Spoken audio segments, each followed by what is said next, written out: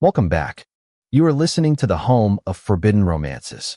Prepare yourself, because tonight's story will leave you breathless. The blade didn't tremble, even though the hand holding it was slick with sweat and the blood of a dozen guards. Strike me down, little bird, or yield. There is no third option in this frozen hell. The voice rumbled, deep enough to vibrate through the stone floor, echoing in the cavernous silence of the obsidian throne room. Prince Lysander of the Sun Isles stood amidst the ruins of his royal guard, his chest heaving, his golden eyes burning with a defiance that should have been extinguished hours ago. The invasion had been swift, brutal, and absolute.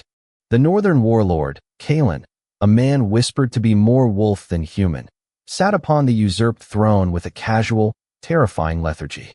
He didn't look like a man who had just conquered a kingdom.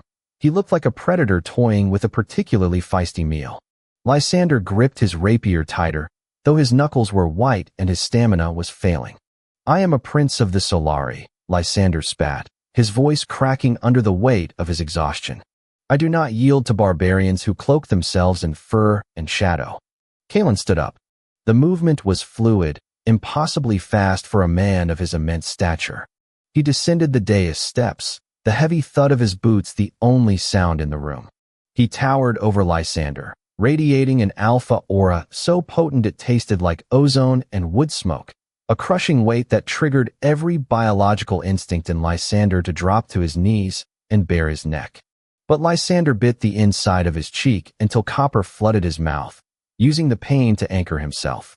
"A prince without a kingdom is just a boy with a sword he can barely lift," Kalen murmured, stopping inches from the blade's tip. He reached out, his gloved hand grasping the sharp steel of Lysander's weapon. He didn't flinch as the metal bit into his leather glove. With a sudden, violent jerk, he ripped the sword from Lysander's grasp and sent it clattering across the marble floor.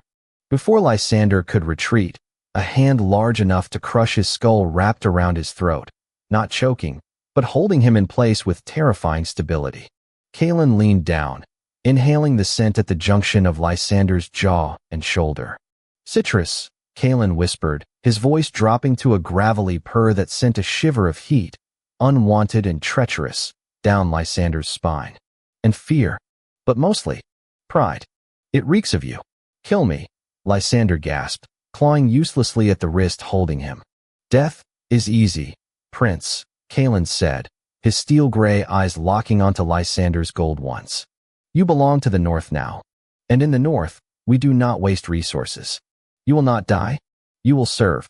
The transition from the sun-drenched palaces of the South to the brutalist stone fortress of the Northern Keep was a shock to the system that went beyond temperature. Lysander was stripped of his silks and dressed in the heavy, rough-spun wool of a servant, though the collar around his neck, forged of cold iron and etched with dampening runes, marked him as something far lower, and yet, paradoxically, far more valuable. He was a war prize, a living trophy kept in the warlord's private wing. For 3 weeks, Lysander planned his escape. For 3 weeks, he watched Kalen. The warlord was an enigma. He was ruthless in council, executing traitors without blinking, yet Lysander watched him spend hours in the stables, calming a frightened mare with a gentleness that seemed alien to his hands. Kalen did not force himself on Lysander. In fact, he barely spoke to him, treating the fallen prince like a piece of furniture, a silent cupbearer, a shadow in the room while he strategized the occupation of the South. This indifference stung Lysander's pride more than the chains. He was an omega of the royal line. Wars had been fought for his hand. Yet this alpha looked at him and saw nothing but a servant. Or so Lysander thought. It was the night of the Blood Moon Festival that the dynamic shifted. The castle was raucous with celebration, the mead flowing freely among the soldiers. Lysander had been tasked with refilling the warlord's goblet throughout the feast. The heat in the great hall was suffocating. The scent of roasted meat, unwashed bodies, and aggressive alpha pheromones made Lysander dizzy. His heat wasn't due for another month, but the stress of captivity had thrown his cycle into chaos. A bead of sweat rolled down his temple as he poured wine for Kalen. His hand trembled. A splash of red wine stained the white fur of Kalen's mantle. The table went silent. The general stared, waiting for the backhand, the execution, the violence. Lysander froze, his breath hitching. He braced himself. Kalen turned slowly. His eyes were dark, pupils blown wide, but not with rage. He looked at the stain, then up at Lysander's pale, terrified face. "Leave us," Kalen commanded. "My lord, the feast is not," a general began. "Leave us." The alpha command rolled off him like a physical shockwave. The hall emptied in seconds, leaving only the crackling fire and the tension thick enough to choke on. Kalen stood and advanced on Lysander. Lysander stepped back until his spine hit the cold stone wall. "You are unwell," Kalen stated, not a question. "I am fine," Lysander lied, though his knees felt like water. "The air is foul, that is all." Kalen placed a hand on the wall beside Lysander's head, boxing him in. "You smell of distress. And something else. Something sweeter." Lysander turned his head away, exposing the column of his neck. "Do not mock me, warlord. If I have offended you with my clumsiness, punish me and be done with it." "You think I want to punish you?" Kalen's voice was closer now, right at his ear. "I have conquered your lands, dismantled your armies, and burned your banners. Yet, every time I look at you, you look at me as if you are the one on the throne and I in the dirt beneath your boots. It is maddening. It is dignity," Lysander snapped, turning back to face him, their noses inches apart. "Something you wouldn't understand. Teach me, then," Kalen challenged, his gaze dropping to Lysander's lips. The air between them crackled. It was a dangerous game. Lysander knew he should remain silent, but the biological pull, the ancient, chemical reaction between a powerful alpha and a high-tier omega, was overriding his logic. "Release me," Lysander whispered. "Let me go home." "Your home is ash," Kalen said, his voice dropping an octave, losing its edge. "And even if it weren't, I could not let you go. You know why?" "I don't." "You do." Kalen took Lysander's hand and pressed it against his own chest, right over his heart. It was beating frantically, a thundering rhythm that matched Lysander's own. "Since the moment I stormed your throne room. Since the moment I smelled you. My wolf recognized you before I did. A soulmate bond. The rarest of connections, dismissed by modern scholars as fairy tales. It explained the mercy. It explained the collar, not to keep Lysander in, but to mask his scent from other alphas who might challenge Kalen for him. You destroyed my life, Lysander said, tears of frustration stinging his eyes. You cannot be my mate. You are my monster. I can be both, Kalen vowed. I will burn the world to keep you safe, Lysander. Even if you hate me for it. He leaned in, and for a terrifying second, Lysander wanted to close the gap. He wanted to surrender to the warmth, to the safety promised by that heartbeat. But pride was a hard habit to break. Lysander shoved Kalen away with all his might. The warlord stumbled back, surprised more than hurt. I will never be yours, Lysander hissed. He turned and ran, fleeing the hall, fleeing the heat, fleeing the truth. He didn't stop running until he reached the stables. He grabbed a cloak, stole a horse, and galloped into the freezing night. The storm hit an hour later. The northern blizzards were legendary, known to freeze a man's blood in his veins within minutes. Lysander, unfamiliar with the terrain and blinded by the whiteout, lost the road. The horse, spooked by the howling wind and the scent of wolves, threw him and bolted. Lysander lay in the snow, his ankle throbbing with a sickening heat that signaled a break. The cold was a physical weight, pressing the air from his lungs. He curled into a ball, his consciousness fading. So this is how it ends, he thought numbly. Not with a sword, but with silence. He closed his eyes, the image of Kalen's intense gray eyes the last thing in his mind. He didn't know how much time passed before the darkness was broken by a roar, a sound of pure, primal fury. Warmth. Suddenly, there was warmth. Lysander was lifted from the snow as if he weighed nothing. A heavy fur cloak was wrapped around him, smelling of wood smoke and ozone. You foolish, stubborn creature, a voice growled against his hair. Lysander forced his eyes open. Kalen's face was pale, his eyebrows frosted with ice, his expression a mask of terror that Lysander had never thought to see on a warlord. Kalen, Lysander mumbled, his teeth chattering uncontrollably. Stay with me, Kalen commanded, pulling Lysander against his chest, sharing his high alpha body heat. Do not dare close your eyes, Lysander. That is an order, He carried Lysander through the storm, not back to the castle. It was too far, but to a hunting lodge nestled in the pines. Kaelin kicked the door open and laid Lysander by the hearth. Within moments, a fire was roaring. Kaelin stripped Lysander of his frozen, wet clothes with frantic efficiency, wrapping him in dry furs. He checked the ankle, his touch gentle despite his shaking hands. "Why?" Lysander whispered, the warmth slowly returning to his limbs, bringing with it the sharp pain of the injury. "Why come for me?" Kaelin sat back on his heels, his chest heaving. He looked exhausted, his hair plastered to his forehead. "I told you. You are mine. To own. To cherish." Kaelin roared, the sound echoing off the timber walls. "Do you think I kept you alive for sport? Do you think I tolerate your defiance because it amuses me?" He paced the small room, his composure shattering. Your father was a tyrant, Lysander. He was starving your people to fund his wars. He poisoned the water tables of the borderlands to kill my clan. I didn't invade for glory. I invaded to stop a genocide." Lysander stared at him. "Lies. My father was." "Your father was a man who sold his own people," Kaelin interrupted, pulling a scroll from his belt pouch and tossing it onto Lysander's lap. "Read it. Letters to the Southern slavers. He was selling Omega children from the orphanages to pay for his mercenaries." Lysander's hands shook as he opened the parchment. The seal was authentic. The handwriting was unmistakably his father's. The contents were horrific. The world tilted on its axis.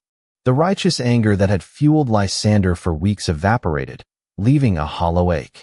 He had been fighting for a memory, for a lie. He looked up at Kaelin. The warlord was watching him, not with triumph, but with a weary sadness. "I didn't want to tell you," Kaelin said quietly. "I didn't want to destroy the image of the man you loved. But I will not let you die in the snow for a ghost who didn't deserve your loyalty." Lysander looked at the fire, then back at Kaelin. "The enemy. The monster. The savior. My ankle hurts," Lysander said softly, a peace offering. Kaelin let out a breath he seemed to have been holding for hours. He moved back to Lysander's side, his demeanor shifting from warlord to caregiver. He began to bind the ankle with strips of cloth. "It will heal," Kaelin murmured. "I will make sure of it." "Kaelin," Lysander said. The Alpha looked up. "Thank you." It was small, but it was a surrender. Not a submission of the weak to the strong, but an acknowledgement of the truth. The weeks that followed in the lodge, while the ankle healed and the storm raged on, were a different kind of captivity. There were no chains, only the snow blocking the door. They talked. For the first time, they truly spoke. Kaelin spoke of the harsh beauty of the North, of the burden of leading a people who lived on the edge of survival. Lysander spoke of art, of philosophy, of the loneliness of growing up in a golden cage. The tension remained, but it changed flavor. It was no longer the sharp tang of hatred, but the heavy, sweet pull of desire. It broke the night Lysander tried to walk without his cane. He stumbled, and Kaelin was there instantly, catching him. They froze, bodies pressed together. The firelight danced in Kaelin's eyes, illuminating the raw hunger there. "Lysander," Kaelin warned, his voice low and dangerous. "If you do not pull away now, I will not let you go again." Lysander looked at the man who had conquered his kingdom and saved his life. He saw the scars on Kaelin's neck, earned defending his people. He smelled the ozone and wood smoke, and for the first time, it didn't smell like fear. It smelled like home. Lysander reached up, his fingers threading through the hair at the nape of Kaelin's neck. "I am tired of running," Lysander whispered. Kaelin didn't wait. He crashed his lips onto Lysander's, a kiss that was a declaration of war and a peace treaty all at once. It was possessive, demanding, and overwhelming. Lysander opened to him, a moan escaping his throat as Kaelin's hands roamed his body, claiming every inch of skin as his territory. The night was a blur of heat and friction, of skin against fur, of soft gasps and guttural growls. When Kaelin finally bit down on the junction of Lysander's neck, marking him, binding their souls with the ancient magic of their biology, Lysander didn't feel pain. He felt completion. The bond snapped into place, a flood of golden light in his mind. He could feel Kaelin's emotions, his fierce protectiveness, his overwhelming adoration, his fear of losing this moment. "My Omega," Kaelin groaned against his skin. "My pride." My heart. My alpha. Lysander breathed back, surrendering completely. They returned to the keep not as master and servant, but as rulers. The transition was not smooth. There were whispers. There were attempts on their lives. 6 months later, the betrayal came from within. Kaelin's second-in-command, a man named Vorian who believed a southerner had no place on the throne, laced the warlord's wine with nightshade. But he had forgotten one thing. An Omega bonded to his alpha shares his senses. As Kaelin raised the goblet during the council meeting, Lysander felt the sickness hit his own stomach before the wine even touched Kaelin's lips. "Don't!" Lysander screamed, slapping the goblet from Kaelin's hand. The red liquid hissed as it hit the stone floor, dissolving the rock. Silence descended on the room. Vorian stood up, drawing his sword. "The witch has bewitched him. Kill the southerner." 3 guards loyal to Vorian lunged. Kaelin didn't even draw his weapon. He simply stepped in front of Lysander, catching the first blade with his armored gauntlet. With a snarl that shook the foundations of the keep, he ripped the sword away and decapitated the traitor in one fluid motion. The other 2 guards hesitated. Lysander didn't. He snatched a dagger from Kaelin's belt, a move they had practiced 100 times in the sparring ring, and threw it. It struck the second guard in the throat. Kaelin dispatched the third. The room was frozen. Vorian, seeing his coup failing, tried to bolt for the door. "Stop him," Lysander commanded. His voice was not the soft lilt of a prince, but the steel tone of a queen. The alpha command laced within it, borrowed through the bond, forced every guard in the room to bar the doors. Kaelin walked over to Vorian, dragging him back to the center of the room. He looked at the trembling traitor, then at Lysander. "Judgment is yours, my love," Kaelin said, handing Lysander his sword. It was a test, not of loyalty, but of resolve. The North respected strength. If Lysander was to rule beside the Wolf King, he had to be a wolf himself. Lysander looked at Vorian. He remembered the mercy he had begged for in the beginning. He remembered the harsh lessons of the snow.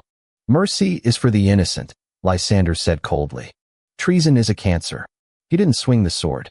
He wasn't an executioner. He handed the blade back to Kaelin. "Do it. Make it clean." Kaelin nodded, respect gleaming in his eyes. He ended it. Later that night, on the balcony overlooking the snowy expanse of their kingdom, Kaelin wrapped his arms around Lysander from behind, burying his face in the crook of his neck. "They fear you now," Kaelin murmured. "Good," Lysander replied, leaning back into the warmth. "Let them fear. As long as they respect us." "They will," Kaelin promised. "For you are the sun that melted the north. You are my equal in every way." Lysander turned in his arms, smiling. The collar was gone, replaced by a necklace of diamonds and obsidian. The chains were broken, replaced by a bond stronger than steel.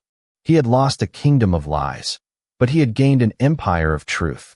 And in the arms of the monster who had destroyed his world, he had found the only thing worth fighting for. And that is how the viper tamed the wolf. If you enjoyed seeing Lysander take his place on the throne, destroy that like button. And tell me in the comments, would you forgive a husband who conquered your country if he turned out to be your soulmate? I'll be reading your answers. Subscribe for the next chapter. Until then, prompt image. Prompt, masterpiece, best quality, high-res, 1.2. Korean manhwa style, semi-realistic, digital art. 2 men, BL, Yaoi, man 1.